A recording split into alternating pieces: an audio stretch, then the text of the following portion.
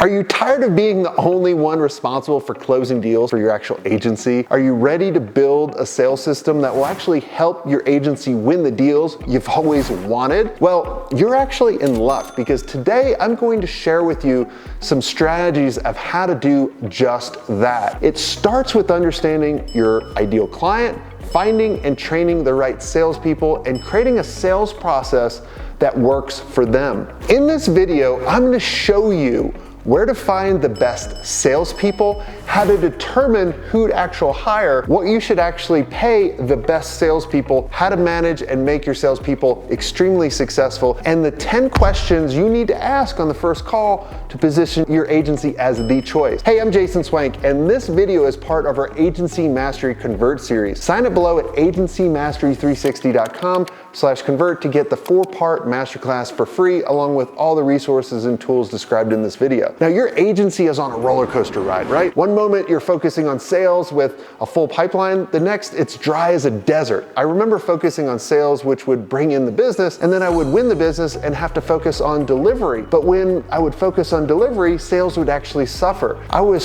slow at responding to leads coming in. Heck, a lot of times I was actually self-sabotaging sales because we could not deliver as fast as we could. Up, down, up, down, up, down. Does this sound familiar? Well, to fix this problem, we needed to find a salesperson that will sell better than you. But what kind of salesperson do you actually need? Now, there's 3 types of salespeople. There's a hunter, who will usually have a low salary where they're getting paid per appointment. There's a closer, where you'll have a higher salary and tiered commission, and they'll probably have a quota. And then there's a farmer, which is an account service. In this case, the salary will be more mid-range with a bonus on retention. However, it may differ depending on the case. Many people prefer to have a flat rate or establish a tiered payment, like paying them on a certain amount. If they manage 5 accounts and they actually increase and manage to upgrade them to another tier. Now, the biggest mistake is trying to find that unicorn, the unicorn that could do all 3. Also, you don't need to hire all 3 at once. Start with hiring the role you're weakest at first. If you're weak at following up and closing, and you're actually getting the leads, you should bring in the closer. If you're weak at getting leads, you should bring in the hunter, and you can actually close the deal. And then eventually you'll hire the closer in the near future. Another big mistake I see after you hire this role is giving them the wrong title. I urge you to not call them a business development manager or a salesperson. Personally, I've always liked specialists, scale specialists, revenue specialists, conversion specialists, something that will make people want to talk to them. So for example, when I have a prospect reach out to me, I would do an intro to my salesperson this way. Hey, I'd like to introduce you to our scale specialist, Darby. He'll help you put together a game plan together. Now, if I say I want you to talk to my salesperson, this person's probably going to be a little bit more reluctant to talk to them. I know what you may be thinking. Where can I actually find these salespeople? Well, here's 3 or 4 of the best places you can use to find the best salespeople. Number 1 is my connections. This is where I found all the best people. The people you know, or the people that know someone that would actually be a great fit, is the winner almost every time. Number 2, current clients and past clients. Your clients already know what you do in your process. They may love to work with you. Number 3, think about the salespeople that have sold you in the past. They could even be outside of your industry. For example, if you bought a car and you really liked the salesperson because they asked the right questions, you can train the right salesperson to learn your business. You cannot train a salesperson to be a good salesperson. Lastly, recruiters and job boards, has never really worked for me, but it all depends on what you actually prefer. Now that you've found a couple salespeople to interview, how can you tell if they're the right person? How are the candidates behaving during the interview? Do they talk too much? If they do, that's probably a sign that they're not a great candidate. Are they asking great questions? If you're the one asking all the questions, they probably won't make a great salesperson. Have they been successful in sales in the past? They don't necessarily need to come in with a lot of knowledge in your particular industry, as long as they understand the principle of sales. For the candidates that you like, I want you to ask them to put together a 90-day plan. They should be able to paint you a picture of what would their first 90 days look like.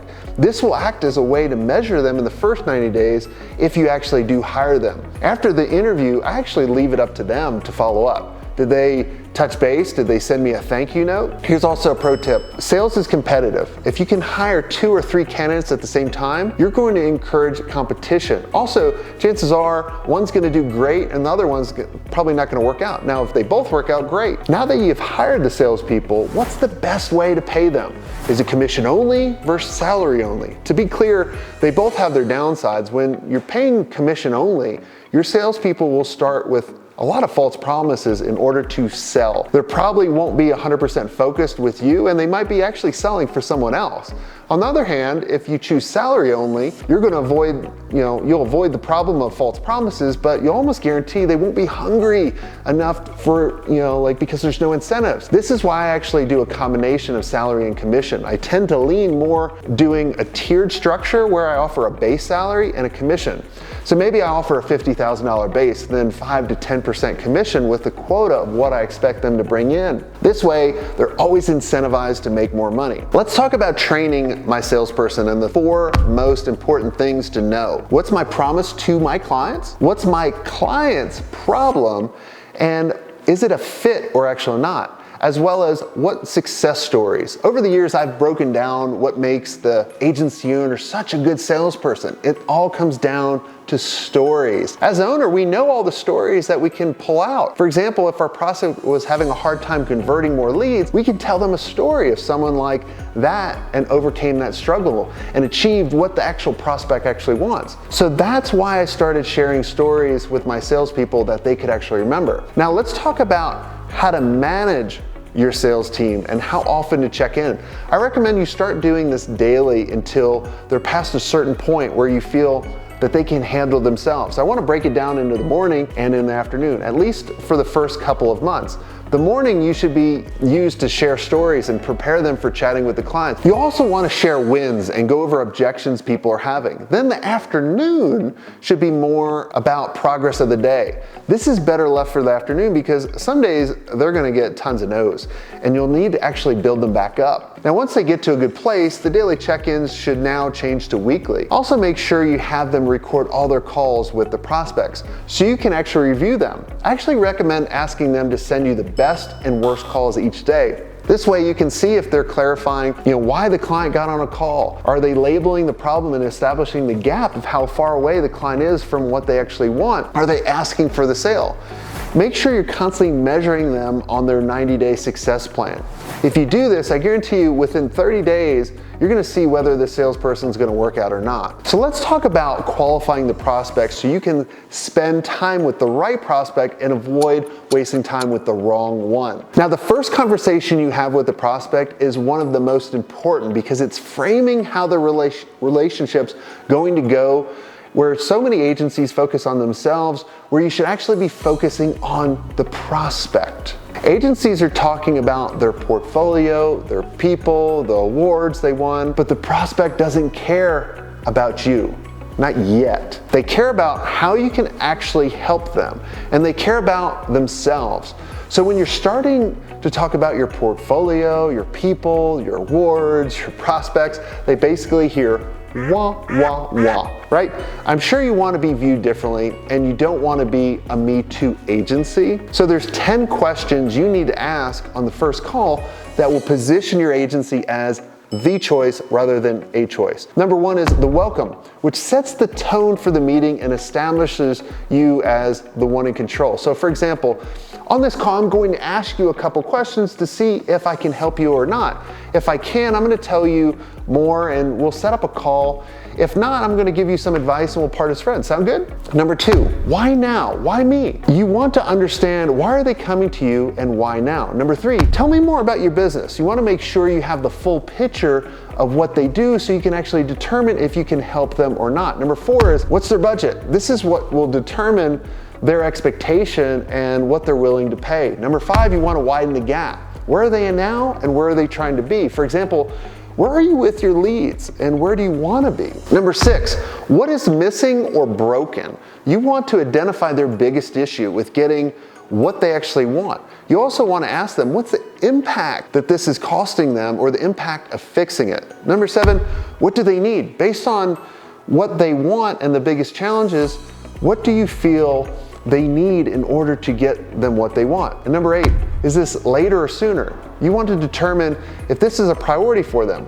For example, on a scale of 1 to 10, how much is this a priority for you right now? Number 9, problem check-in. What you want to do is state the top problems and the impact for those back to them. So for example, I would say something like this. So let me check and see if I got this right. From what you said, it sounds like your biggest problem is X and you really want Y, but Z is in the way. You need a way to get to X, Y, and Z, is that right? Number 10, lastly, you need to ask yourself, can we actually help? And do we want to help them? And that is the 10 questions you need to ask on the first call with the prospects so you can position your agency to win the deals that you actually want. Now, after you do the triage call, you're going to ask these 10 questions. It's time to really position the foot in the door offer, which we're going to go in detail in the next video in this series. So here's what you need to do right now. Go to agencymastery360.com/convert so you can get access to all the resources in the masterclass and get access to the next video and all the other videos we're sending, especially the one around foot in the door offer that will help you close the deals a lot quicker, increase your chances of winning the prospect and getting more money. Until next time, have a swank day.